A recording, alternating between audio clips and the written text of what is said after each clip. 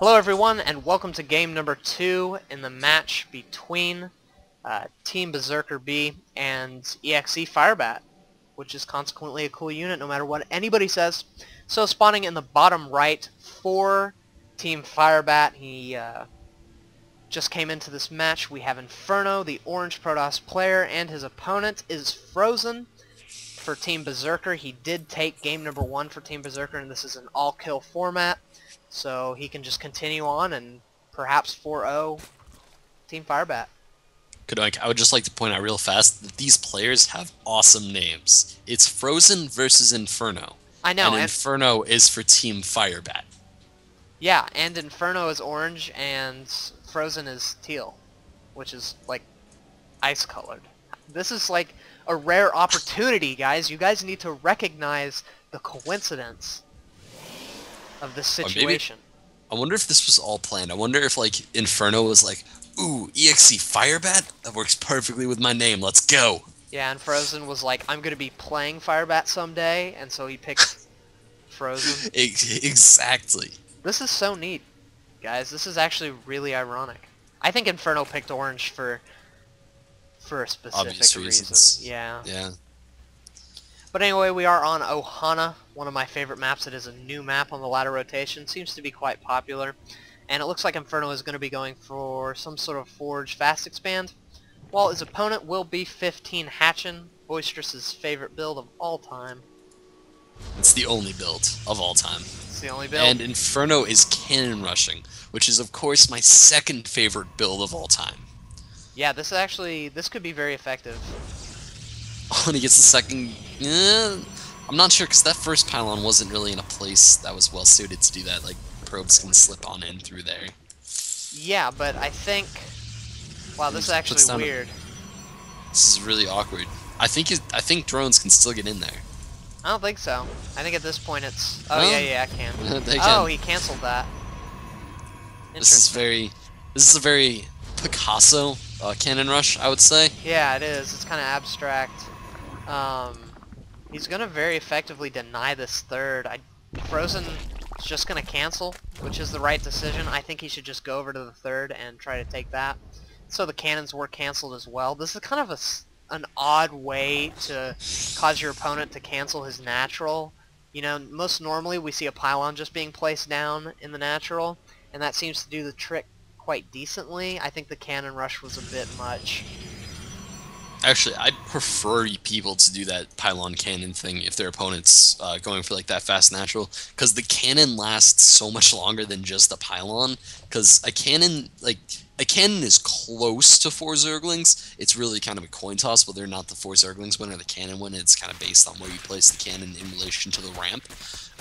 However, you know, if you put down a pylon, it just needs 2 Zerglings and a little bit of time. Yeah, in the same vein though, your opponent can take his second base and then wait on the third base, and he'll honestly be fine. Yeah. I don't know. I don't necessarily agree with it. It's kind of an interesting metagame sort of point where it's kind of become the norm for Zerg players to take a third just simply because they get denied so heavily. And we have Inferno getting supply blocked for just a brief period because of that, and then he is going to be getting his gateway as well as his cybernetics core down. I don't know. I don't know how I feel about this. I think that he might be a little bit behind. He's not behind economically, per se.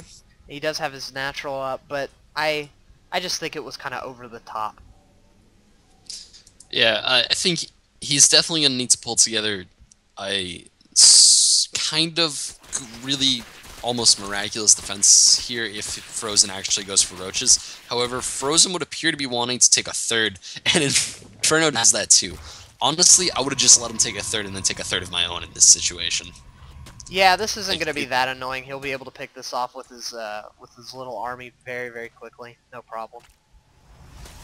I think the only real issue for Inferno here is that, I mean, Frozen's going for a lot more roaches here, and 7 roaches could be enough to bust down this wall. Even with 2 photon cannons, I'm not sure how much damage they would be able to do once they're actually inside the base. It probably wouldn't be a lot. And we have a Stargate for Inferno, so it would be like none, approximately.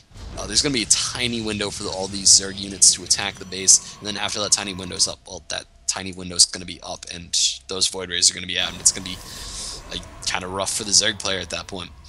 Yeah, I think the Zerg player should be fine. Zerg players are constantly dealing with this Stargate play. It's become very, very popular as of late, and so Zerg players are getting really, really good at putting down Spore Crawlers and building more Queens.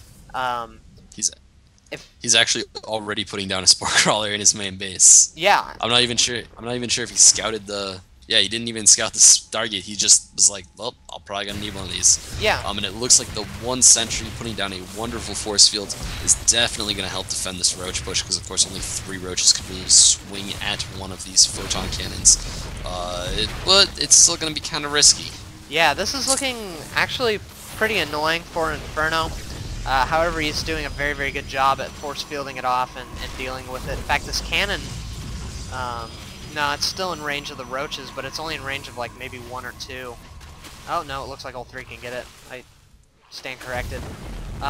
Ooh, and actually getting picked off before it was canceled. This one will as well. Yeah, this is just really annoying for our Protoss opponent. Yeah, but our Protoss player is now just finishing up that Void Ray. So the true annoyance is going to be the fact that his Void Ray is going to get scouted really early, because of course he's going to need that Void Ray to actually defend. Yeah. Which means that probably all of these Overlords are going to get pulled back, so that Void Ray is not going to be able to Shark mode as well as it would probably like to.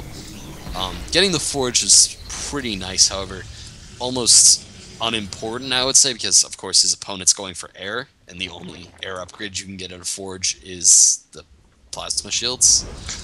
We see the 4 gates coming down from Inferno, another Forge, and there's a proxy pylon hidden right next to the 3rd base for our Zerg player. Yeah. Our Zerg player is also getting a lot of Spore Crawlers. Frozen doesn't have to worry about anything. He's got his spores up. That attack was perfect. He was able to get a lot of cannons killed. He was able to spot the Void Ray, you know, confirm it. He was able to pick off the Forge, just constantly chipping away at his opponent little by little. So even though his natural was like delayed, as well as his 3rd was delayed, he was just able to force a lot of minerals lost from Inferno. In fact, if we look at the unit lost tab, or the resources lost, Inferno's lost about 500 minerals, and this early on in the game is actually kind of big.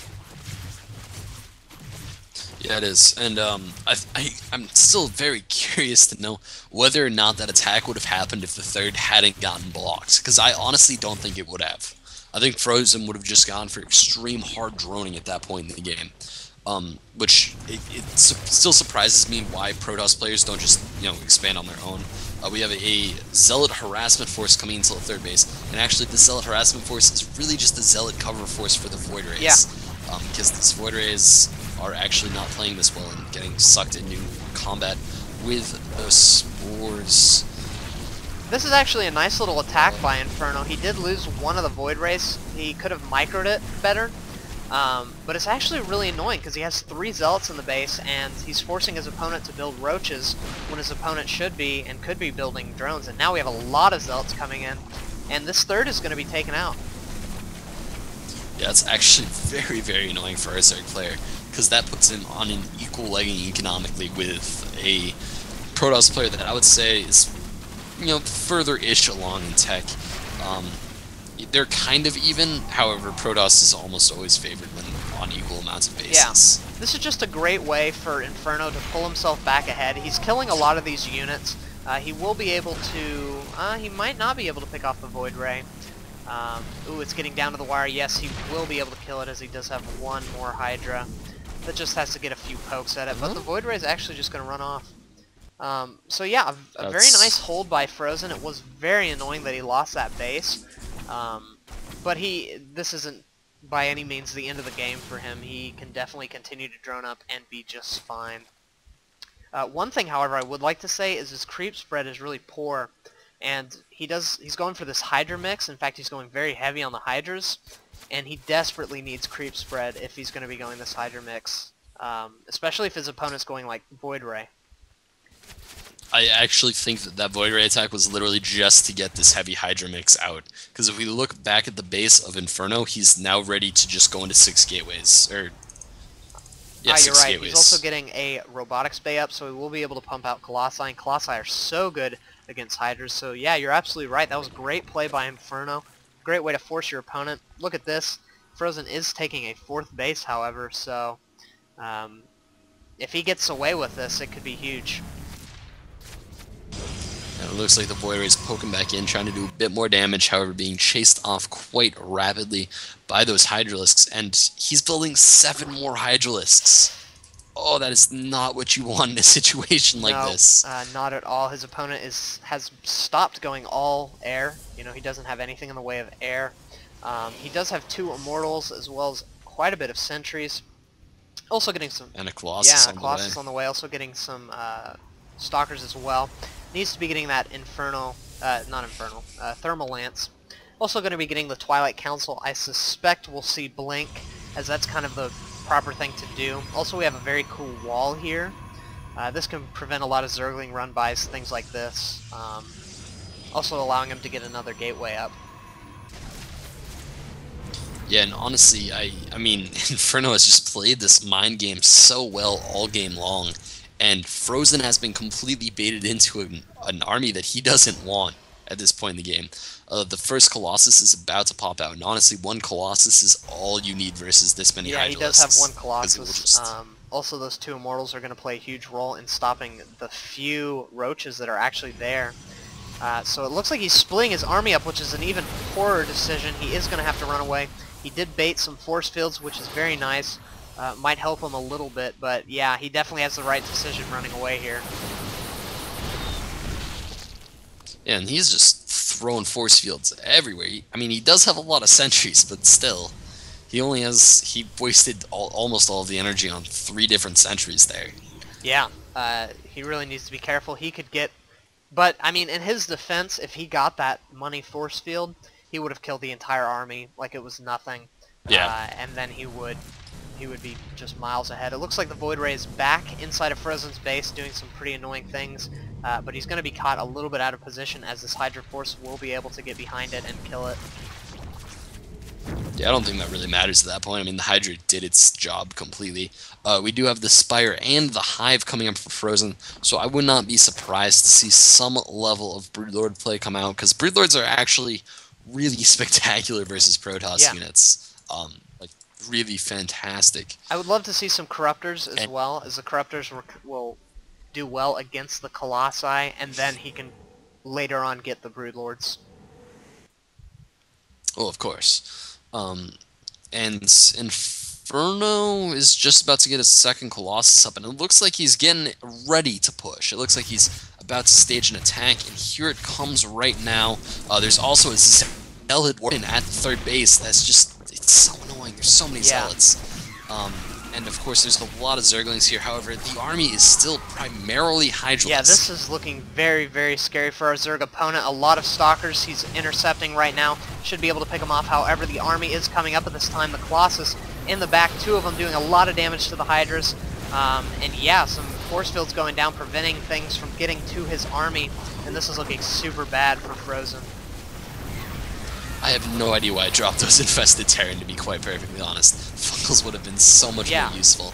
It looks like 1 Fungal does finally drop off, however, he wasted 3 on essentially nothing. I don't think those eggs even hatched. It would appear the Queen at the 3rd is going down, along with the 3rd itself. And when he gets that 3rd, he's also going to get the Macro Hatchery, which is kind of rough for a Zerg player at this point in the game. And you're slowing down the game. Sorry, Come on, some Roaches coming in, trying to do some damage, but not doing the damage they need to do. He does have 4 Infestors, and he just now got Neural Parasite, but it's just not going to be enough. There are too many Stalkers, even if he is able to Neural Parasite those Colossi, and he's definitely going to lose this 3rd, and now he's in a lot of trouble. Yeah, and the other big issue is that since he spent all of his energy, on Infested Terran, he just doesn't have any energy to Neural Parasite anything. Their Fungal does go down, but honestly, you're Fungaling shields off. It's not all that important. And there's the big blink in from the Stalkers, and the GG from Frozen. Yeah. So it looks like we are going to be going 1-1 in this series, and it looks like it's going to be heating up to be quite a nice match. 1-1 so far. Great job, Inferno, for taking a win for Team eXe Firebat, and we'll see you guys in game number 3.